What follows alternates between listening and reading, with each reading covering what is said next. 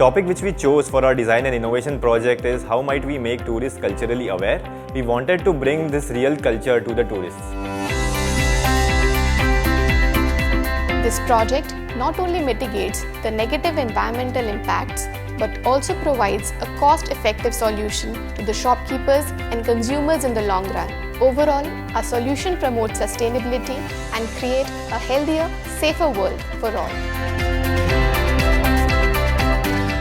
Parental anxiety was a real problem magnified by the pandemic, that either a parent or a babysitter often accompanied the children to the swimming class to ensure their safety.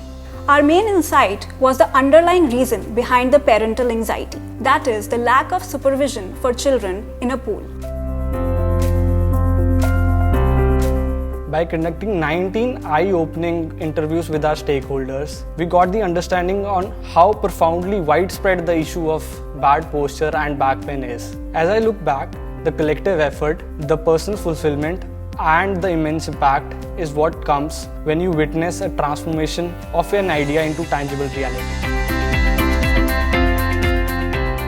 This puzzling question lingered, that why were these bulk food eateries not already collaborating with these NGOs? On talking to these NGOs, we found out that they were not indifferent towards donating food. However, there were certain hurdles in their way, like storage issues, lack of incentives, and improper communication channels that came in the way of seamless communication with NGOs.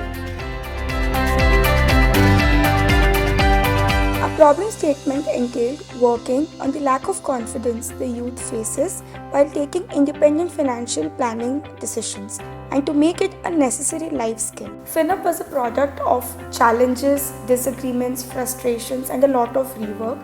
We were solving a problem that was bigger than us, and at the core of it, it was a confidence boosting mechanism for the youth.